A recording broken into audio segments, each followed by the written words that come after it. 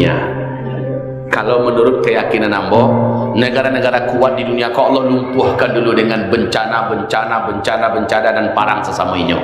Baru setelah itu Islam yang akan tampil. Ambo cari ko arah dari Allah untuk menggiring umat kembali memelihara dan merawat bumi ini.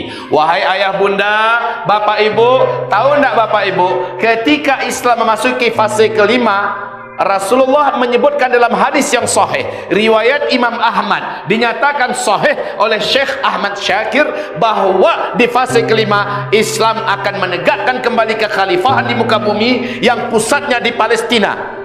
Palestina ya, tidak pusatnya di Bukit Tinggi tu, Singapura, Jakarta, tidak. Pusatnya nanti adalah Baitul Maqdis, Palestina. Saat itu seluruh muka bumi ini akan kembali makmur dan sejahtera. Tidak ditemukan satu orang pun yang miskin di dunia ini. Tidak ada peperangan di mana-mana negara. Tidak ada. Jangankan perang. Dua laki-laki saja bercakap tidak akan ada tu di fase kelima. Dan seluruh hewan-hewan buas di dalam hutan Allah jadikan jinak. Seluruh binatang-binatang berbisa Allah cabut bisanya. Saat itu dunia bagaikan dalam surga. Oi ibu baca cincin tak kini? Tak kamu minta ke doh? Ibu lihat doh cincin ame. Sagram bagi bayak lah nak ada. Lihat doh. Kini zaman kini dek cincin cie, dek galang cie, amuh orang berbunuh-bunuhan. Batu ada. Dek antiang-antiang amuh orang putih tali persaudaraan. Seperti lakum dinukum waliyadin segayaan. Tetapi di fase kelima, kasado orang punya ameh batu tumpuak di dapurnya. Caduarang banyaknya ameh tu. Amu nak mendongeng ke dah? Sedang tidak berdongeng. Wahai bapak ibu, Rasulullah yang menyebutkan di fase kelima Allah akan munculkan dari dalam perut bumi semua kekayaannya, sehingga manusia dipersilahkan oleh sang khalifah, ambil oleh kalian emas dari gudang emas kita berapa kalian perlu. Sehingga kata Rasulullah sallallahu alaihi wasallam, orang nanti akan datang ke gudang emas milik khilafah Islamiyah dengan jubah mereka, dan mereka isi emas, sementara bumi terus mengeluarkan kekayaannya. Pada masa itu kata Rasulullah, tidak ada orang yang mau menerima zakat lagi. Pada masa itu, jangankan zakat, emas 2 telapak tangan kamu hadiahkan pada tetanggamu. 2 telapak tangan emas kamu hadiahkan pada tetanggamu. Iku bodoh hadiah wah, terimalah. Emas 2 telapak tangan maunggun modekah, ya, menjulang seperti ini dihadiahkan pada tetangga. Apa kata tetangga? Engkau adalah tetanggaku yang baik, tetangga yang soleh. Baiknya hatimu ingin memberi hadiah pada diriku, tapi minta maaf hadiahmu saya tak mau terima. Kenapa? Ini ikhlas dari hatiku. Itu di dapur ada 5 karuang untuk ada pangan gini gua. Model itu ya Allah ya Allah. Fase kelima. Atibo dia orang-orang yang enggak ngerti sejarah, enggak tahu ayat, enggak tahu hadis. Batak takuyan umat denyo. Khilafah Islamiyah itu ancaman. Ancaman apa dia? Apa yang ancaman? Padahal itu adalah sesuatu yang seluruh manusia merindukannya. Kenapa? Tidak ada perang, tidak ada penyakit. Kalau kini di mana menggarik penyakit sudahlah penyakit ada sama menggarik seketik karena awak sakit pitih nyeri kini Pak. Terus di fase kelima adalah yusra. Cuma Pak, iya agak ibu berita bahwa di fase kelima jumlah lelaki dibandingkan dengan jumlah wanita pada fase kelima itu kata Rasulullah adalah 1 laki-laki berbanding 50 wanita.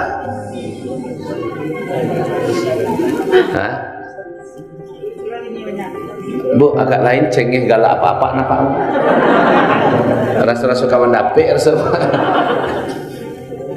Kenapa ada yang punya minat tapi tertahan, salurkan di fase kelima. Tapi merasa orang yang berminat itu mau merasa gak mungkinlah di alam barzahnya mungkin. Sampaikan saya niat di alam barzah itu. Tapi di fase kelima memang begitu. Pertanyaan ibu mungkin di mana kaum laki-laki pada masa itu Ustaz? Jawabannya adalah kaum lelaki di penghujung fase keempat banyak yang meninggal dunia karena wajib terjebak dalam peperangan dan peperangan, pertempuran dan pertempuran, perkelahian dan perkelahian. Kalau nama cakap berbunuh-bunuhan kau laki-laki biasanya tak padusi. Kalau padusi biasanya diandoan, disembunyikan, diselamatkan duluan. Yang paling di depan menghadapi yang macam begitu itu siapa?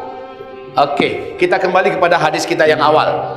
Fa inna ayat ya, fa inna ma'al usri usra, inna ma'al usri yusra. Berarti Rasulullah meninggalkan Mekah dalam keadaan susah menuju kepada mudah, ya kan? Di akhir zaman kita sekarang, awak kok kini kok, ke depan sebulan 2-3 bulan yang akan datang, ayo kita lihat keadaan bumi bukan semakin baik. Elok simpan kata-kata mbok kah? Elok simpan kata-kata mbok. Bumi ini ke depan bukan semakin baik. Keadaan sosial, keadaan politik, keadaan moral, keadaan pendidikan, keadaan ekonomi, keadaan kesehatan, keadaan alam. Beberapa bulan yang akan datang tidak akan lebih baik, tapi akan semakin berat daripada sebelumnya. Ya Allah, ya Rabbi, kini saja lo mulai sosak amok kami Ustaz. Ke depan lebih berat, yuk. Tapi insya Allah tidak lama tu dah. Jalani saja dengan sabar, jalani saja dengan tegar, jalani saja dengan istiqamah. Fa inna ma'al usri, ko ada yang meninggal di antara kita, meninggal husnul khatimah insya Allah Ta'ala. Tetapi Bapak Ibu yang kami muliakan, ambo sangat yakin apa Ibu akan mendapatkan kabar gembira fase kelima kita sempat menemukan. Dari mana Ustaz yakin Ustaz? Tanda-tandanya banyak, kajian awak tentang itu langkok. Kalau Bapak Ibu layado pulsa, layado kuota, balik paket, minta anak cucu bukan. Anak cucu kan itu kerja gini kok. Apalagi zaman kini belajar harus dari rumah, kan masing-masing lah punya kota. Suruh minta buka, tulis itu Ustaz Zulkifli Muhammad Ali. Beko keluar tu judul-judul ceramah hamba tentang akhir zaman. Ya, jangankan elok-elok baak kondisi awak di akhir zaman. Wahai Bapak Ibu yang kami muliakan, bahwa memang makin kau juang makin baik keadaan kita, makin baik. Makanan payah, kehidupan susah, orang bercakap, kemudian parang di mana-mana, gempa-gempa bumi dan bencana-bencana alam makin hebat di mana-mana, kerusakan moral menjadi-jadi, orang berbunuh-bunuhan demi duit dan sebagainya. Tapi insya Allah Ta'ala umat ini, selama umat mau mendengarkan ulama, selama umat mau di bawah komando para ulama, selama umat mau menjunjung tinggi para warasatul anbiya, insya Allah umat terarah. Umat terarah, umat tidak akan ikut-ikutan brutal. Alhamdulillah, karena kita masih ada ulama yang mengarahkan. Masalahnya sekarang wahai Bapak Ibu, iyakah kita akan mendapatkan fase kelima? Insya Allah. Dari mana Ustaz yakin? Pertama dari ayat Al-Quran, surat An-Nur ayat 55. Allah berjanji, kamu saya janjikan akan kembali memimpin dunia dengan sistem khilafah di akhir zaman. Dalam hadis yang membacakan tadi, sekarang mari kita dengarkan 15 negara terkuat pemilik intelijen terbaik di dunia pada tahun 2012. Tahun berapa? 2002 balik. Bulan Februari, bertempat di New York. Bertempat di New York. Diprakarsai oleh NIC. Membicarakan tentang siapakah yang diprediksi akan memimpin dunia di akhir tahun 2020. Ternyata mereka sudah memperbincangkan siapa kira-kira yang akan memimpin dunia di akhir tahun 2020 ke depan. Dalam pembicaraan mereka, mayoritas sepakat mengatakan ya bahwa ke depan yang punya kans untuk memimpin dunia itu adalah 4. Yang pertama masih Amerika Serikat, yang kedua adalah Cina, yang ketiga adalah gangster-gangster dan mafia-mafia global, yang kelima, yang keempat adalah khilafah Islamiyah. Lalu satu persatu dibedah, satu persatu dikaji oleh para pakar. Kau orang kafir seolahnya kau? Ini orang kafir seluruhnya. 15 negara terkuat di dunia duduk di situ dengan intelijen mereka yang terbaik. Mereka kaji tentang Amerika. Sepakat mereka mengatakan Amerika takkan lagi mampu memimpin dunia di atas tahun 2020. Dan itu terbukti kini. Dan kedua, Cina. Waktu itu dikaji kekuatan ekonomi Cina, kekuatan militernya, teknologinya, segala macamnya dikaji Cina. Tapi lebih 86% mengatakan Cina tidak bisa. Kelemahan-kelemahannya pun dikaji. Dan kini terbukti Cina menuju